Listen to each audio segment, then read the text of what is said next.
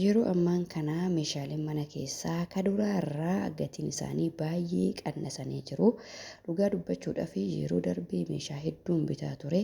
Haa ta'u malee meeshaa yeroo darbee bitee fi yeroo ammaa gatiin isaa waluun argu jechuudha. Baay'ee tokko qannasaniitiin jiru. Yoo shama harka fuunee kabajamtoota daawwattoota keenya nageenya koo kan jaalalaa kan kabajaa bakka jirtan maratti isiniif haa ta'u akkam jirtu nagaa keessanii ani nagaa guutuun qabaa galanni waaqayyoof haa ta'u. Egaa har'as yeroo gara yerootti infoormeeshinii garaagaraa isinii kennaa waa'ee meeshaalee wal qabatee infoormeeshinii garaagaraa isiniif nan kennaa waan dhugaa irratti hundaa'e jechuudha. Keessattuu shamarran keenya biyya arabaa jirtanii baay'ee isin fayyada dhugaa dubbachuudhaaf.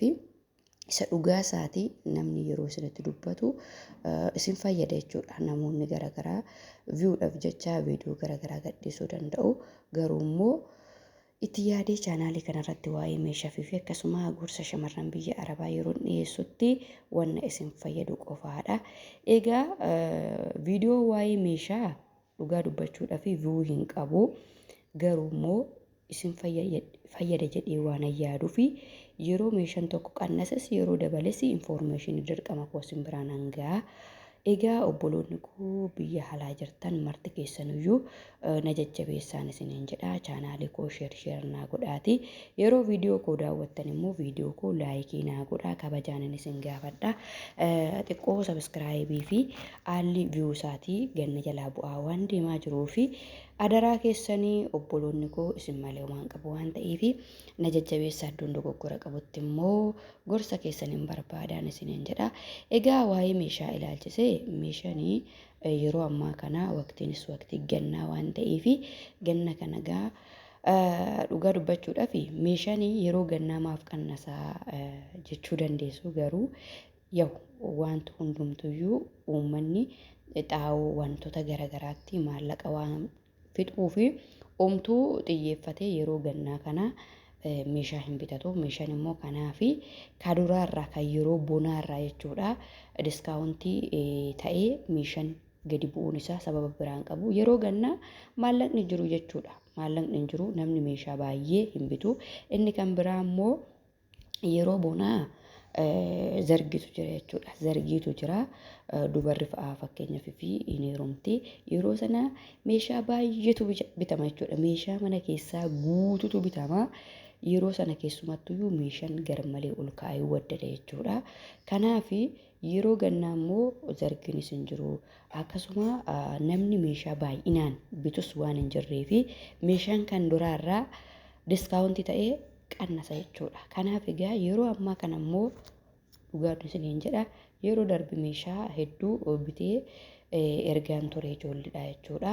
Ijoolleen meeshaa isinii bites azala jirtu na hordofaa jirtu. Haa ta'u malee yeroo ammaa kanaa fi yeroo sana garaagarummaa guddaatu uumamee jira waa'ee meeshaa irratti.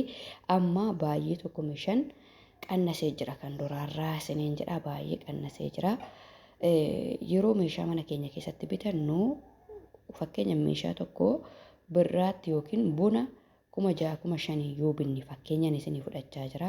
Amma fakkeenyaaf 6,000 yoo binne amma 4,000 yookiin 5,500 yoo binne tirfii 500 yoo arganne qaldii miti. Meeshaa baay'ee keessatti diskaawuntii yeroo 200 meeshaa baay'ee fakkeenyaaf bitannee mana keenya keessatti diskaawuntii qarshii 200 yoo irraa arganne meeshaa biraati walitti yoo nuuf qabame meeshaa biraa nuu bituu danda'an matumti isaa jechuudha.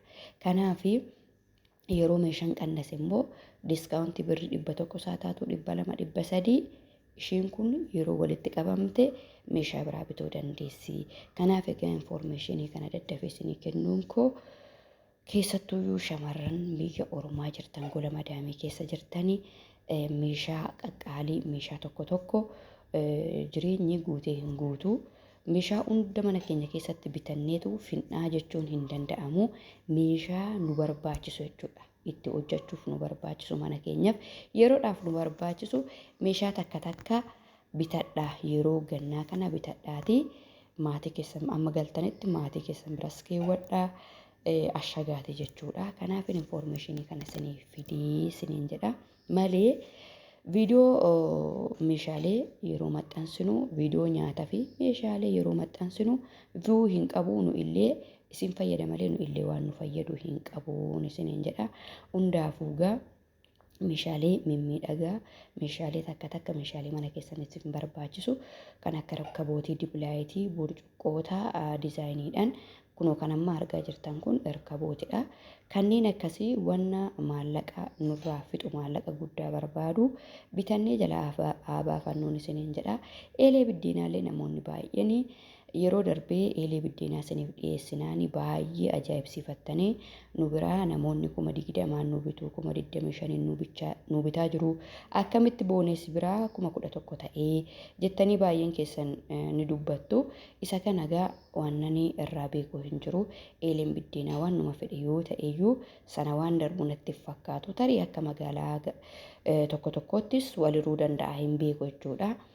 Namoonni 25,000 isinii bitanii umaatii miti waan ta'eef obsaan isiniin jedha. Egaa nu biratti eelinii sadarkaa tokkoffaadha 11,000 suni sadarkaa tokkoffaadha. Lammaffaan isaallee sanaa gadi hin jira. Sadaffaan isaallee jira.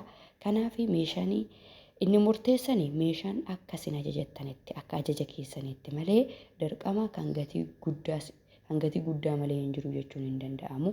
Kanaaf egaa humni keessan 11,000 yoo isin dadhabe sadaffaan inni dhumaa 7,500 illee jira. Sadaffaa sanas yoo bitattan yeroodhaatti fayyadamuu dandeessu. Istoofinis kunuu hin jira. Heloo jedha.